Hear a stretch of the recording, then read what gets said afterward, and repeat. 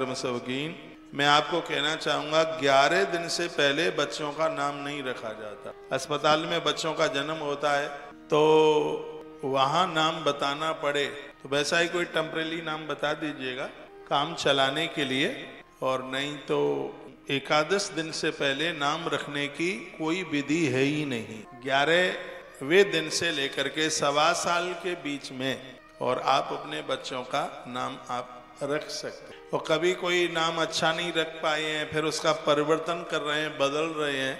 वैसे तो अखबार में निकाल करके नाम को बदलने की एक व्यवस्था बनाई है, लेकिन नाम बदलने का सही मायना बच्चा गहरी नींद में सो रहा हो और जोर जोर से 5-4 नाम बोलिए, जिस नाम को बुलाने पर वो जाग जाए तो वही नाम उसका असली नाम है, बढ़िया नाम है। नाम का बड़ा प्रभाव पड़ता है। नंदी मुख श्राद्ध, नांदी मुख श्राद्ध पूजा से पहले होता है। इससे पुरखे संतुष्ट होते हैं। हाटक धेनु बसन मनी नप विप्रन कहे दीन। ब्राह्मण को सोना दिया, गऊ दी, वस्त्र और मणियों का दान। देखिए इसमें हाटक शब्द लिखा है, अब वैसे सीधे सट पढ़ोगे तो पता लगता नहीं। हाटक धेनु यानी सोना, गौ माता। यहाँ गऊ के 2 अर्थ हैं, एक गौ माता दी और एक धरती का दान किया। बाबा ने वस्त्र दिए, वस्त्र का दान करने से आयुष बढ़ती है, उम्र बढ़ती है। ननद घर में आवे, ब्राह्मण घर में आवे, लिफाफा पैसा जो दें सो दें, कपड़ा जरूर दीजिए, लत्ता जरूर दीजिए। जो वस्त्र का दान करते हैं भैया, उनके घर की कभी भी लाज नहीं जा सकती है, बिल्कुल पक्का है। राजस्व यज्ञ में माता द्रौपदी ने थोड़ा कपड़े का ही तो दान कर दिया था, भगवान की उंगली कट गई। पत्तल डालते समय, उठाते समय, कहीं तो कहते हैं शिशुपाल को चक्र चलाया तब उंगली कट गई। तो वहां द्रौपदी माता ने अपनी कीमती साड़ी फाड़ करके और भगवान की उंगली के ऊपर मल्लम पट्टी कर दी। कन्हैया रो पड़े और कहने लगे, बहन मैं तो तेरा इतना ऋणी हो गया कि मैं वस्त्र के रूप में तेरे लिए मैं अवतार लूंगा और तेरे माध्यम से कहे देता हूं, जो वस्त्र का दान करेंगे, जरूरतमंद लोगों को देंगे, मैं उनकी कभी लाज नहीं बिगड़ने दूंगा। भगवान बड़ी महिमा है इसकी। हाटक धेनु वसन मणि नप विप्रन कहूं दीन। ब्राह्मणों को, जरूरतमंद लोगों को, सबको दिया। नीचे की चौपाई बड़ी कमाल की है। क्या महाराज ने इतना लुटाया, लेकिन जिसको मिला उसने अपने पास नहीं रखा। इसका मतलब है जो कुछ मिल रहा है वो प्रकृति से मिल रहा है, ये पास रखने के लायक है ही नहीं, ये तो लुटाने के लायक। आपके पास कोई भी चीजें आपकी जरूरत से ज्यादा है, उसे बांट दो। आपके घर में कबाड़ा पड़ा है, किसी कथा में मैं बोल रहा था, कूलर बिल्कुल गले गलाए पड़े, काय को रखे हो इनको, क्या करोगे? इनको बेच बाच करके पैसा काम में ले लो या दान पुण्य में लगा दो। हाँ, कूलर, टूटी साइकिल ऐसे ही गल रही है, इतना सामान पड़ा, भगवाना पड़े हैं, उनको कबाड़े बबाड़े में दे दबा करके छुट्टी करो। काय को ये दरदरता पाल रहे हो फालतू में? ये सब बेच बाच करके जो चीज काम की नहीं है, काय को उसको लादे लादे घूम रहे हो? जो चीज फालतू की नहीं, फालतू की है, काम की है ही नहीं।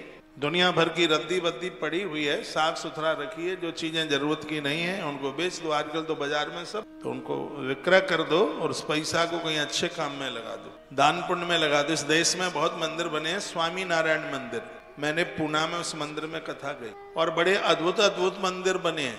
तो वहाँ के जो संभालने वाले लोग थे, मैंने पूछा कि इतना करोड़ों रुपया इसमें लगा है, ये मंदिर कैसे बन गया, पैसा कहाँ से आया?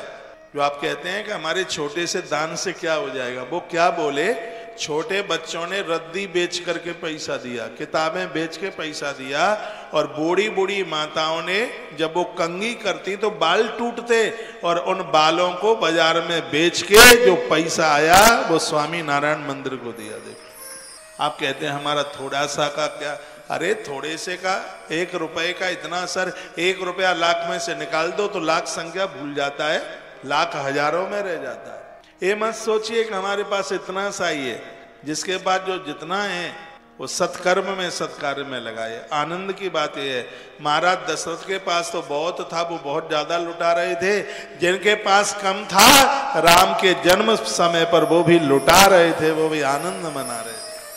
आप अपने बेटों के लिए तो दिए जला लेते हैं, कभी बिटिया के बेटे का जन्मदिन होता है, उसके लिए भी दिए जला लिया करो अपने। आप अपने लिए तो दिए जला लेते हैं, तुम्हारी एक देवरानी हैदराबाद में रहती है, वहां कभी उसके भी बच्चे का दिया जला लो। तुम उसकी छोटी माँ या बड़ी मम्मी हो तुम। बच्चे कितने प्रेम से कहते हैं चाची, चाची का मुंह लटका है। बच्चे कितने प्रेम से कहते हैं बड़ी मम्मी, बड़ी मम्मी का तो मुंह अंबर आकाश देख रहा है। अरे वो भी बच्चे आपके हैं, अपनों के लिए किया, कौन सी ऐसी बड़ी बात हो गई है।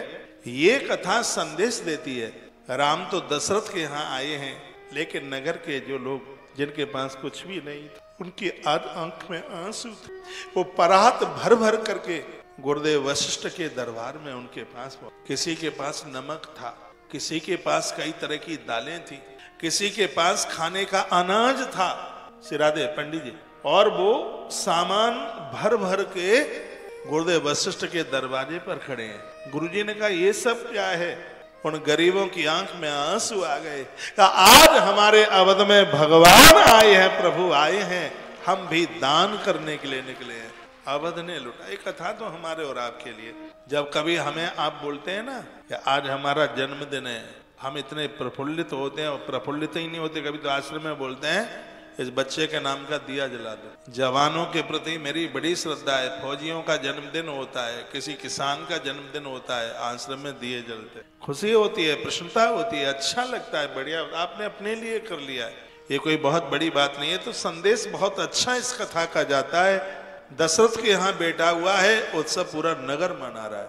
सबको ऐसा लग रहा था ये सब हमारे घर में ही ये सब पैदा हुआ है, हमारे घर में ही ये जन्मा है। देश के राजा का जन्मदिन सबको मनाना चाहिए, महापुरुषों का जन्मदिन सबको मनाना चाहिए, सबको, जिसको भी जानकारी मिले सबको। देवताओं का महा उत्सव सबको मनाना चाहिए। बेटियां भले ही ससुराल चली गई हैं, उसका जन्मदिन पूरे खानदान को मनाना चाहिए।